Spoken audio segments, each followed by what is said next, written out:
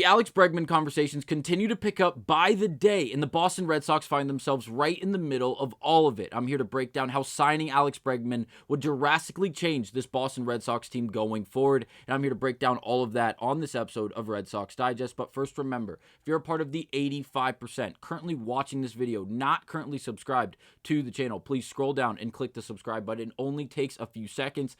We are less than 50 subscribers from our goal of 1,000. We do appreciate all the love and support. So thank you guys so very much for everything. But now let's get to it and break down the massive Alex Bregman updates. And there are a lot of them, and there are a lot of moving parts when talking about this. So we're first going to start with this post on Twitter from MLB Network that John Morrissey did retweet, as it's him speaking on MLB Network about Alex Bregman and who to really look out for to see who signs Alex Bregman in this offseason. He goes on to say this, quote, "Three big market teams, Astros, Yankees, Red Sox, all potential fits for Alex Bregman." And again, him calling the Red Sox a big market is one thing in its own. But again, the idea that the Red Sox are very much in tune with the Alex Bregman offseason and really where he's going to land is a big piece, because we've had multiple conversations and multiple videos discussing whether or not Rafael Devers is going to be the third baseman going forward for the Red Sox. And in no way, in no ideas of Rafi going to any other team in the MLB. That is not the conversation. It's just whether or not he's going to be moved to first base for next season for defensive reasons. Now, that conversation goes along with what do we do with Yoshida? What do we do with Casas? And that is just a whirlwind of a conversation and really a hole that we can fall into. And really, after having these conversations and throwing out the speculation of is Devers moving to first, we've gotten multiple really answers from Cora and from Breslow saying that no, he's going to be our third baseman. That's what he is to us, and that's what he's going to remain to us. And again, this is an example of it from NESN on Twitter, who again goes on the quote Cora from, this is now 4 days ago on December 9th, again, where Cora goes on to say, "I don't know where that's coming from. He signed as a third baseman and he wants to be a third baseman." And again, another example would be this conversation that Craig Breslow had on this podcast with Jeff and Kefe, if I apologize if I'm saying that wrong. He goes on to say, "Rafael Devers is our third baseman, and we're really excited about that." And again, Craig Breslow makes it clear Devers won't be playing anywhere defensively other than third base. So again, getting both of these ideas really leaves us to the idea that Devers is going to be our third baseman, which means our first baseman is going to most likely be Tristan Casas, unless Breslow goes out and makes a drastic trade where we would see Casas in a different uniform and possibly trying to go out and acquire pitching talent. I just don't know why he would go out and try to force a move like moving someone in a young piece like Tristan Casas, yes, who does have a bunch of potential and a lot of trade value due to that. But again, can he stay healthy? Is he going to be able to put up the statistical production we're looking for? And does that result in him being successful in Boston really being successful with Tristan Casas?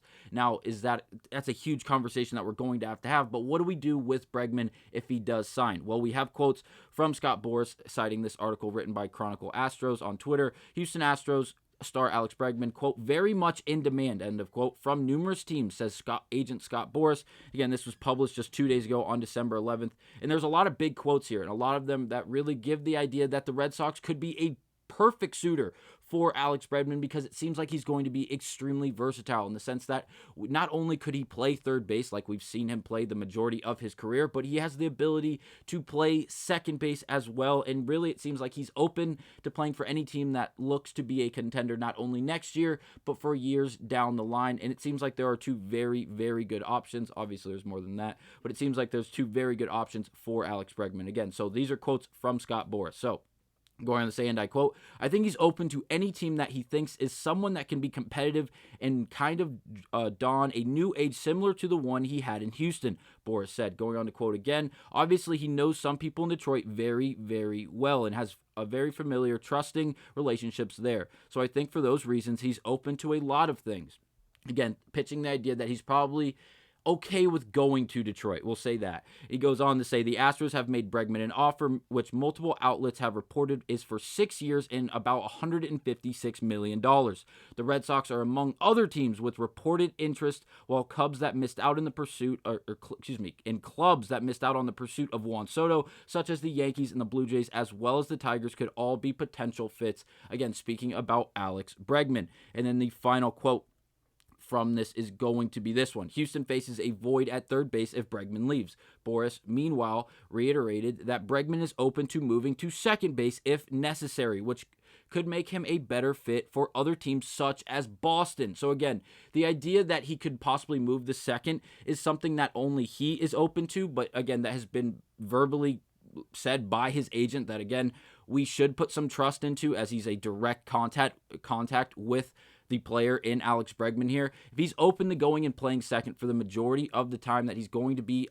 playing defense for this Red Sox team, hypothetically, this could really, really work out. Not only defensively would we pick up a lot of slack there, as obviously second base is a massive struggle point throughout the entirety of the MLB, it's such an important, crucial position, and really hard to find talent at that position.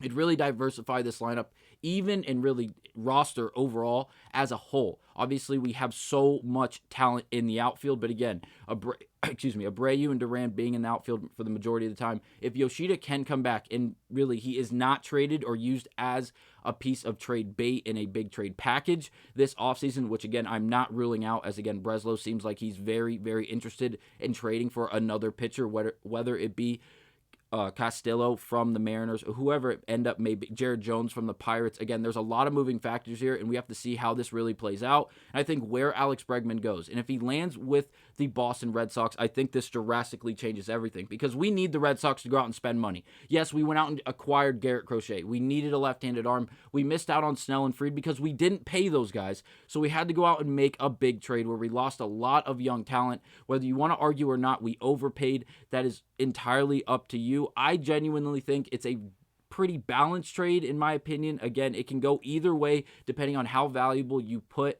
or how much value you put on those prospects that we did send away. Again, it is all for your own interpretation. But again, when we look at the Bregman situation, I think it'd be very good for the Red Sox, It'd be very good for the Red Sox to go out and acquire him, obviously, because it makes your team better. He's not the greatest player in the world. There's no way around it, but there's certain things that he's very good at doing. He's a pull hitter. There's no way around it. He loves pulling things to that right field line.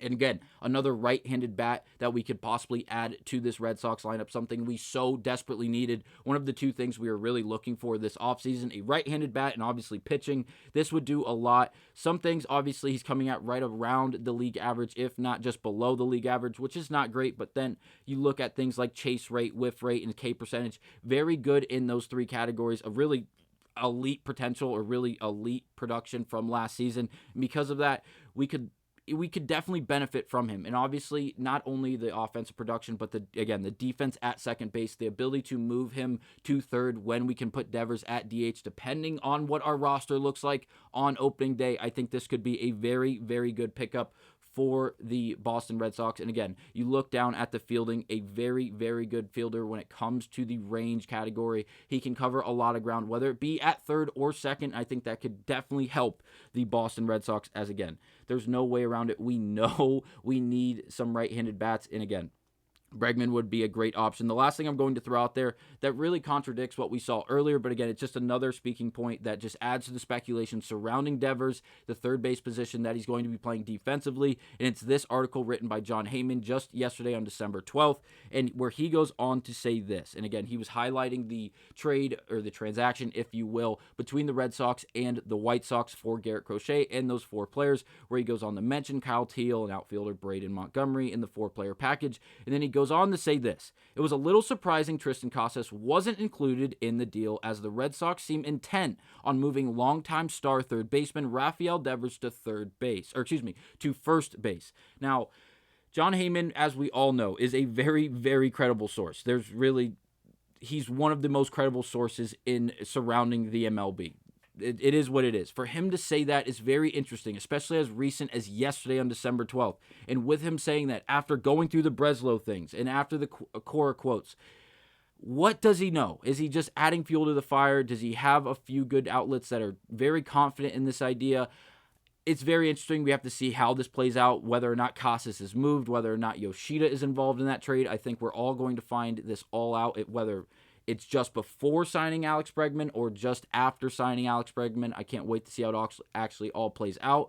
That'll be it for this episode of Red Sox Digest. Thank you guys for watching, and I will see you guys on the next one.